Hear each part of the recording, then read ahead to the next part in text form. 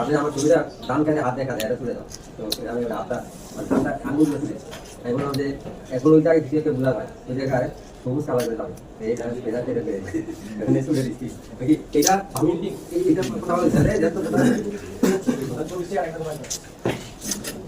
এইসব হিসাব শুধু ফেস দেওয়া লাগছে, এই জন্য ভালো করে ইনপুট করতে পারবে।